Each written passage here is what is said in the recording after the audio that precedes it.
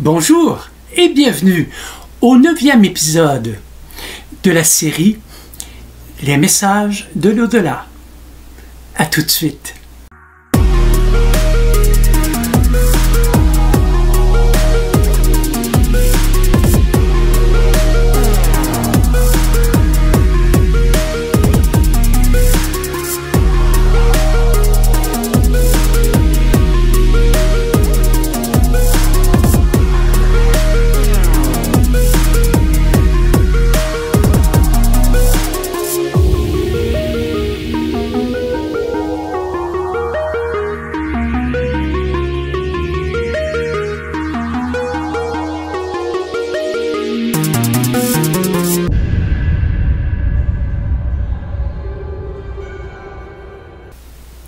Le 9e épisode est un peu spécial. Vous allez découvrir comme quoi que, comme je le répète, je l'ai dit, nous recevons des messages durant toute notre vie. Il suffit de porter attention. Au début, quand ces événements arrivaient, ce que je vais vous raconter aujourd'hui, bien, c'est certain, je ne faisais pas toujours des liens entre, mais à un moment donné, oui, parce que c'était trop spécial, quoi. Alors, je débute. Tenez-vous bien parce que il y a vraiment un suivi. J'étais en 4e année du primaire. Et puis, il y avait des échanges, hein, Québec, la France, des professeurs. Alors, tant de professeurs allaient en France pour enseigner une année et des Françaises venaient au Québec pour enseigner durant une année également. Comme ça, ben, ça faisait vraiment de vrais échanges entre les deux pays et également, ben, ça permettait de découvrir pour ces professeurs une autre façon d'enseigner à des élèves puisque la culture est quand même différente, même si nous parlons français. Donc, dû aux abus sexuels, j'ai doublé ma 4e année. Puis ça a été une bonne chose. Parce que je suis tombé sur Madame Horry. Madame Horry, une Française qui venait enseigner au Québec durant 1 an. Avec Madame Horry, eh bien, ça a été elle qui m'a... elle nous apprenait beaucoup de chansons françaises. Pour des élèves du primaire, naturellement. Donne-moi ta main, gentille, donne-moi ta main. Donne-moi ta main, mamie, donne-moi ta main. Ta jolie main pour les filles, donne-moi ta main, ta main. La la la la la. Des chansons comme ça. Et elle s'apercevait que j'apprenais très rapidement les paroles. Et à un moment donné, elle a voulu pousser un peu plus loin avec moi. Et nous étions 3 élèves à apprendre une fable de La Fontaine. Et par la suite, elle choisissait 3 autres élèves et 3 autres élèves et nous passions devant la classe pour réciter notre fable. Surprise encore, j'ai une mémoire déjà phénoménale et elle découvre que j'adore les fables de La Fontaine, j'adore chanter, et c'est elle, cette Française, qui me donnera vraiment l'opportunité de me faire entendre. Déjà dans ma grosse famille, j'écoutais la télé avec eux, Jeunesse d'aujourd'hui, qui étaient les hits parades des années 60, et je disais aux membres de ma famille, les aînés, parce que j'ai beaucoup d'aînés, hein, étant donné que je suis le 15e de 18, alors il y en a seulement 3 après moi, et je leur disais, moi là, je vais chanter dans cette télé-là. Alors, c'est elle qui m'a fait comprendre que c'était un métier, que c'était une façon également de vivre. C'est elle, Madame Horry. Bien sûr que lorsque l'année scolaire s'est terminée, j'ai voulu partir avec elle. Elle m'a tellement apporté. Et puis je me souviendrai toujours, j'étais le dernier avant de partir, puis je pleurais. Puis je lui disais, je veux partir avec vous. Puis elle me disait, mais non, tu ne peux pas. Tu as tes parents ici, ta famille, ainsi de suite. Mais vous savez, j'étais enfant, là. Puis elle me disait, puis c'est loin, il faut prendre l'avion. Je dis, non, non, je vais nager. C'est ça, j'étais un enfant. Je pensais, moi, de traverser la mer, puis aller voir Madame Moury. Bref, ce fut ma première rencontre avec la France. Bien entendu, après, j'avais 15 ans. J'étais au secondaire. Un autre échange, Québec-France, et c'est moi qui tombe encore sur un Français. Alain Pierre. Alain Pierre, qui est aussi animateur de radio en France, et c'est un grand défenseur également de l'Occitanie, une langue parlée dans le sud-ouest de la France, dont la capitale est Toulouse. Alors, lui, il m'a dit, en 75-76, il m'a dit, si un jour tu viens en France, avec la voix que tu as, et le talent que tu as, fais-moi signe, je vais t'ouvrir quelques portes. On est en... écoutez, là, j'ai 15 ans. On peut attendre un peu, là, avant de... Et comme je vous disais, dans la vidéo précédente, qu'à l'âge de 16 ans, on m'a dit que j'étais pour aller en Europe. Mais j'étais tellement pas bien que je n'arrivais pas à faire le lien, me dire « oui, je vais y aller, je vais y aller ». C'était surtout ici que je voulais faire carrière. Et Alain Pierre, eh bien, ça a été une autre porte ouverte sur la France. Et il m'a apporté énormément. Comme ça, je dis à ma mère, à mes parents, je crois que je vais m'inscrire à un cours pour placer ma voix. C'est beau avoir une voix. Il y a un talent, un grand talent de basse envoyé par Dieu, à mon avis. Mais il faut quand même travailler ce don. Même celui qui a un don exceptionnel comme pianiste, ça lui prend quand même un professeur pour le guider et il développe de façon majestueuse son don et on les voit tout jeunes et jouer du piano comme ceux que ça fait 15 ans qu'ils jouent. Donc, je leur dis ça, puis pour moi, bon, c'est comme dire autre chose là, à mes parents. Et à un moment donné, le téléphone sonne. C'est ma mère. Ma mère regardait les journaux à potins, les journaux artistiques dans ce temps-là. Pas tous les journaux artistiques, là, mais surtout Éco-Vedette. Eh bien, elle me téléphone, elle me dit « Hey, tu m'as dit que tu voulais suivre un cours pour poser ta voix de chant. » Je dis « Oui. » Eh bien, il y a Clairette là, qui va ouvrir une école.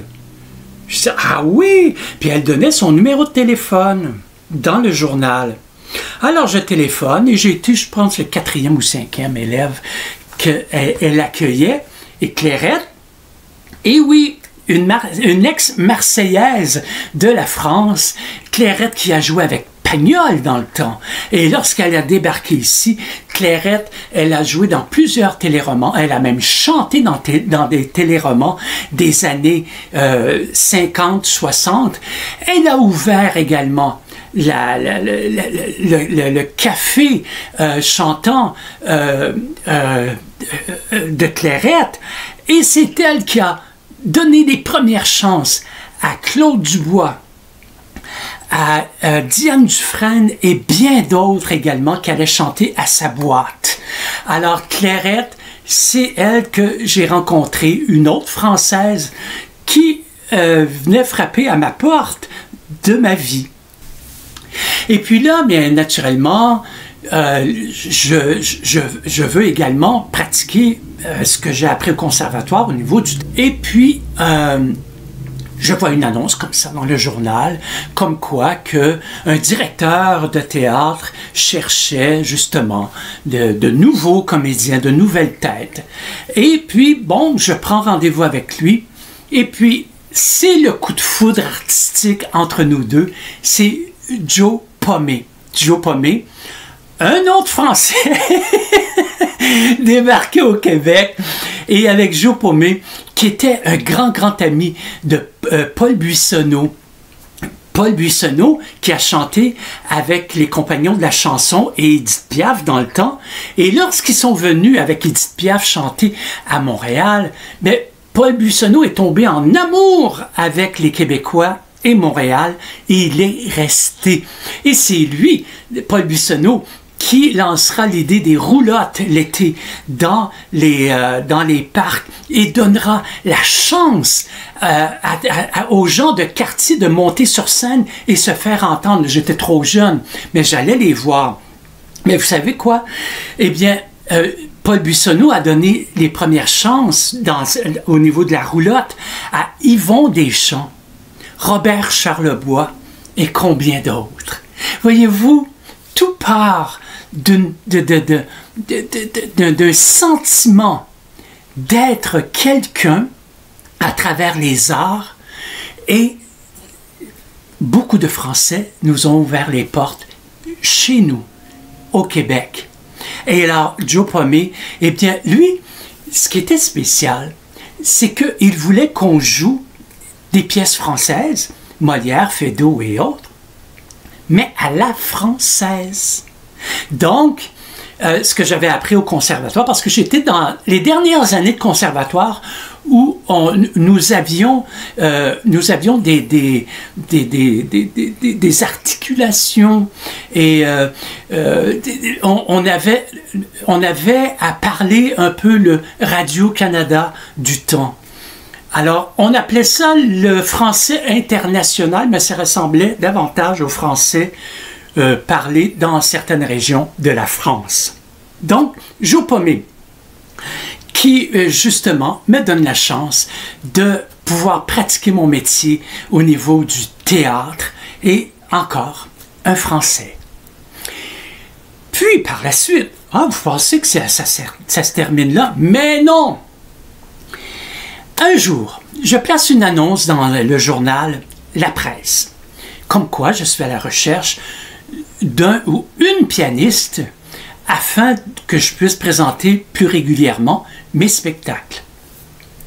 Alors, à ce moment-là, eh bien, je suis un cours pour le doigté. Étant donné que je savais qu'à un moment donné, j'avais déjà commencé à écrire, même si je ne savais pas lire et écrire, je taponnais. Mais là, j'ai appris le doigté. Et dans ce cours, eh bien, arrive l'heure du dîner, nous nous arrêtons 30 minutes pour manger ensemble, et je m'assois à côté d'une jeune femme, Virginie. Et nous commençons à bavarder, et puis elle me demande « Qu'est-ce que tu fais? » Eh bien, je dis « Je suis surtout au niveau des arts, je travaille beaucoup, je veux vraiment en faire mon métier, ainsi de suite. » Et là, je lui dis, ben, justement, aujourd'hui, si tu regardes dans la presse, là, tu vas avoir mon nom, mon numéro de téléphone, parce que je suis à la recherche d'un ou une pianiste. Eh bien, Virginie, elle me dit, « Es-tu sérieux? » Je dis, « Bien sûr. » Elle dit, « Je suis pianiste accompagnatrice. » Quoi? Virginie, eh bien, nous travaillerons ensemble durant plus de 17 ans. Durant 17 ans, cette Française débarquée avec ses parents au Québec, eh bien, elle sera ma pianiste pour mes spectacles au Québec. Si vous commencez à comprendre que c'est vraiment le hasard qui m'a mis ces gens sur mon chemin et qu'il faut porter attention, toujours être au moment présent parce qu'il y en arrive des choses extraordinaires. Donc, comme je vous disais dans une autre vidéo précédente, je gagne le premier prix d'interprétation franco-italien d'un grand concours au Québec qui me donne un billet ouvert 1 an, Montréal-Rome. Et ça, c'est en 83. Et puis, eh bien là, je communique avec Alain Pierre, lui disant, je peux débarquer en France. Et c'est lui qui m'a ouvert les premières portes. Et c'est lui qui m'a fait rencontrer les premiers journalistes. Et c'est lui également qu'il m'a fait découvrir son travail pour l'Occitanie.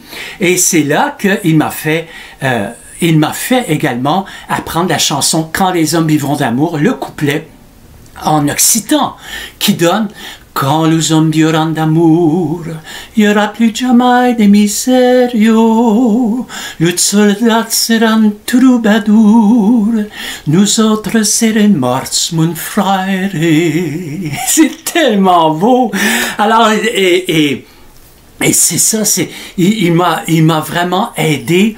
Et de moi-même également, j'ai extrêmement travaillé pour essayer de rencontrer des gens, ainsi de suite.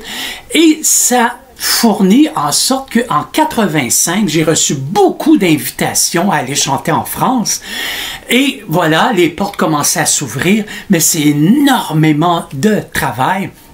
Mais je dois dire que le peuple français est un peuple de cœur, d'amour avec les Québécois, et ils m'ont reçu de façon extraordinaire à chaque fois. Ils sont d'une générosité. Écoutez, je vais vous dire en toute honnêteté, ok? Ils ont une vision différente de l'art et de l'artiste.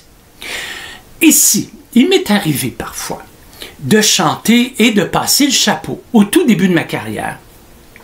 Naturellement, ici, ça c'est sans jugement, là, je vous parle de la différence. Ici, les gens, ils vident leur poche, puis s'il y a 15 sous en scène noire, ils vont mettre ça, puis pour eux, ils ont fait leur part. Mais en France, lorsque tu chantes dans une petite salle, de rien du tout, parce qu'au début, je n'étais pas connu, puis j'avais pas d'agent, j'avais pas ci, j'avais pas ça. Alors, je chantais dans de petits endroits, et on me disait, dans des petits restos, ainsi de suite, par la suite, tu peux passer le chapeau. C'est les débuts, c'est comme ça. Mais je vais vous dire un truc. Les Français sont généreux en tabarnouche, parce que, wow! Je me faisais vraiment du fric là-bas, et parce qu'ils ont une mentalité différente face aux arts, et ils savent combien l'artiste travaille pour arriver à. Et en plus, j'ai commencé là en 83. En 83, bien, il n'y avait pas encore l'expansion de Céline Dion, Rock Voisine, patati patata, ce qui fait que le Canadien, là, s'était affiché, là, eh bien, ça attirait beaucoup de gens parce que les gens adorent entendre les Québécois parler, chanter, se raconter. Et puis, ce qui est spécial également pour la France, c'est que je travaillais la même chose qu'ici au Québec, mais les portes s'ouvraient 3 fois plus qu'ici. Imaginez comment ça réchauffe le cœur, ça donne des possibilités.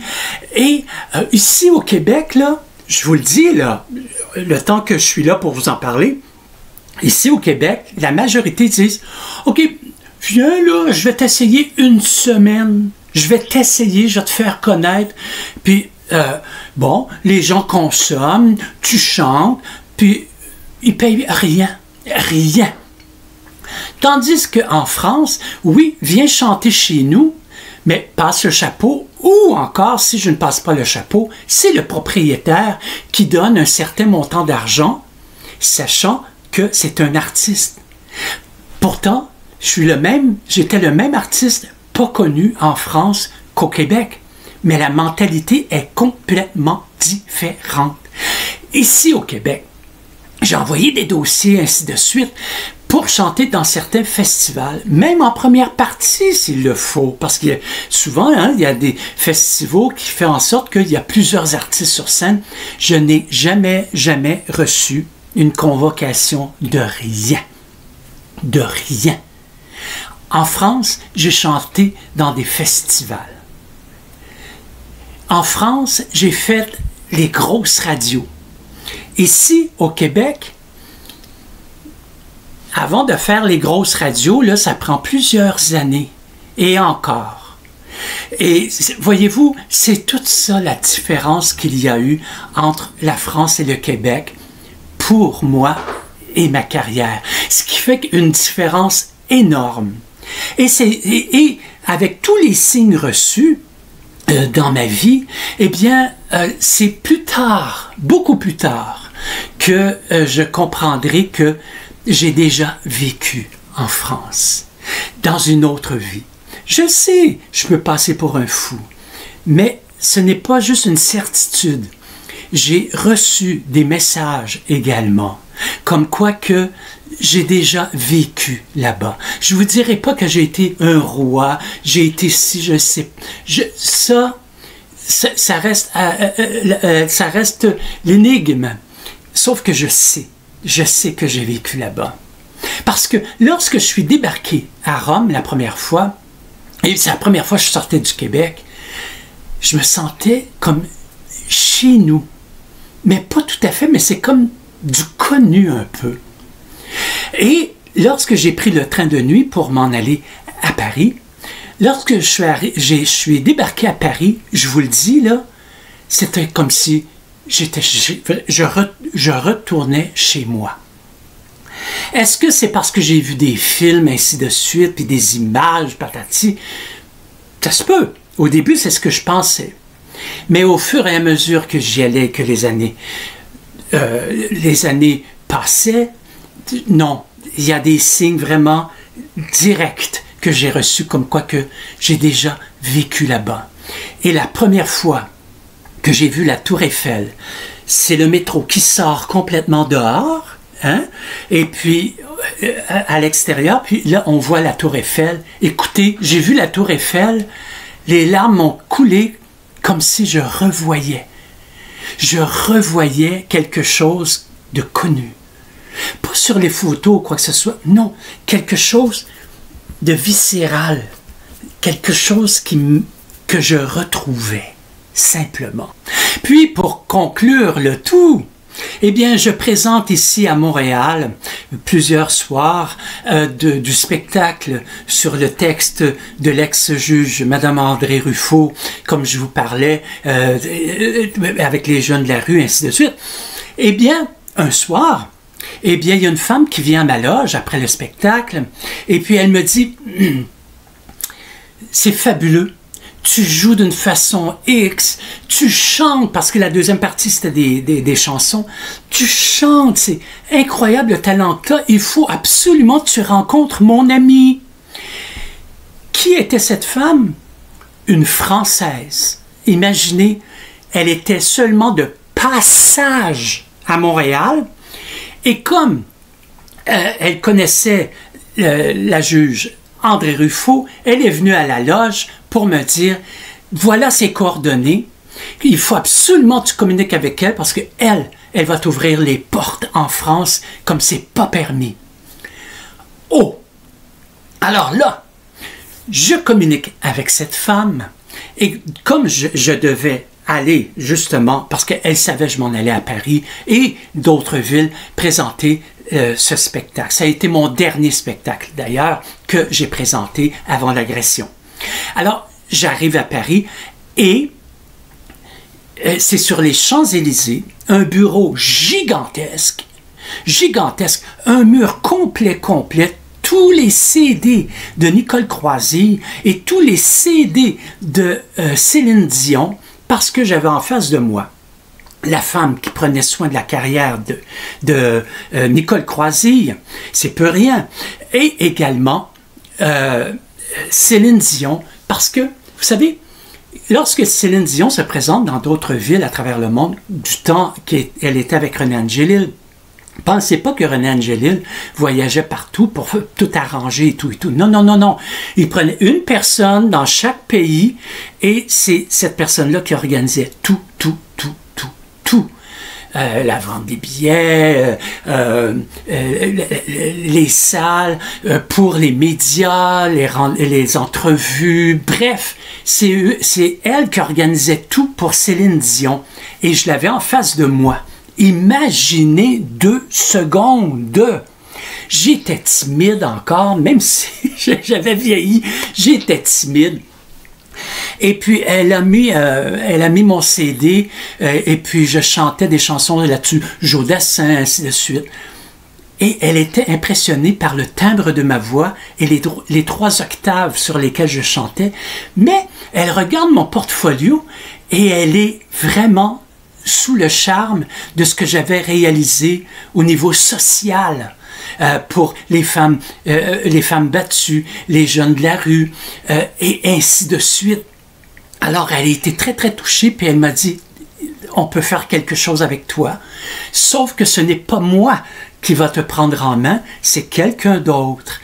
Et toutefois, il faut que tu reviennes avec des chansons inédites.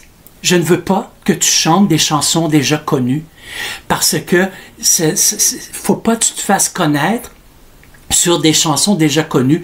Il faut que tu perces la France, tu as le talent pour, ainsi de suite. Et là, bon, j'ai quitté son bureau, j'étais à l'envers. Mais à l'envers, je vous jure, j'étais à l'envers. Naturellement, bon, le temps passe et puis à un moment donné, OK, j'y vais, je vais même m'installer à Paris. Et puis j'avais l'aide d'Olivier, justement, pour pouvoir m'installer à Paris, ainsi de suite. Et puis arrive l'agression. Eh oui. Eh oui, eh oui, oh oui. À quelques heures du départ, arrive l'agression et tout s'est éteint, tout. Même ici, tout s'est éteint. J'ai fermé mon théâtre, j'ai fait faillite personnelle, j'ai tout s'est éteint, sauf mon âme. Et c'est pour vous dire également que où j'étais rendu en France, c'est que pour mon dernier spectacle, eh bien, j'avais reçu une bourse du Centre canadien des arts de Paris. Écoutez, quand on est rendu là, c'est parce qu'on commence à marcher dans les souliers des professionnels et il me restait juste à traverser la rue pour arriver à être reconnu comme artiste. Ça ne s'est pas passé. Sur le coup, naturellement, j'ai de l'incompréhension et je ne comprenais pas encore plus parce que mon théâtre, c'était contre la violence. Mais c'est avec le temps que j'ai compris. Rien n'arrive pour rien. C'était beau tout ça, Paris, la France, chanter, être riche, patati et patata. Puis moi, je me disais, je vais faire de l'argent, mais je vais aider les jeunes là-bas en France. Avec l'argent, je vais faire. Puis je l'aurais fait. Sauf que en haut, il y a quelque chose qui clochait. Est-ce que pour justement en arriver à cette carrière-là, il aurait fallu que je fasse des trucs que depuis le début de ma carrière, je ne voulais pas faire, entamer? Je ne sais pas, hein? Je lance ça comme ça dans l'univers, mais il y a une raison pourquoi que ces 3 individus m'ont agressé de sorte que j'en oublie, dû à la commotion cérébrale, j'en oublie toutes les chansons que j'ai chantées durant les 20 dernières années, c'est pas des blagues, là, et la langue anglaise, donc que j'avais appris dans une école internationale, et tout ça, eh bien, c'est parti, et même encore aujourd'hui, je pourrais pratiquement pas vous faire une phrase en anglais, c'est pour vous dire, c'est complètement oublié. J'ai été voir un professionnel de la santé, il m'a dit 15% des gens qui ont connu une commotion cérébrale comme la mienne, eh bien, ça ne revient pas. Alors, ce n'est jamais revenu, mais écoutez, ça ne m'empêche pas de vivre, hein. Je parle français, on se comprend à travers toute la francophonie et je peux encore vous chanter quelques chansons, même si je n'ai plus le talent et la voix que j'avais auparavant. Ça n'a aucune importance. L'important, c'est les messages, c'est la douceur et c'est ce que j'apporte à vous et le retour que j'ai de vous à travers vos écrits, en dessous des vidéos, le partage que nous avons. Voilà ce qui est vraiment, vraiment unique dans toute cette histoire que je voulais vous raconter. Alors, voilà, c'était le spécial du 9e épisode, comme quoi que cette France que j'ai toujours aimé. J'ai toujours eu des liens remarquables avec les Français et les Françaises. Oui, comme partout à travers le monde, la France, malheureusement, elle est écorchée. Elle est terriblement écorchée par tout ce qui se passe de satanique. Et je le répète, je l'ai déjà dit dans d'autres vidéos plus politiques, comme quoi que la France est un laboratoire mondialiste. Remarquez tout ce qui se passe là avant que ça arrive chez nous et dans d'autres pays. C'est toujours la France, toujours, qui est diabolisée et surtout par son président qui est simplement un ado déséquilibré.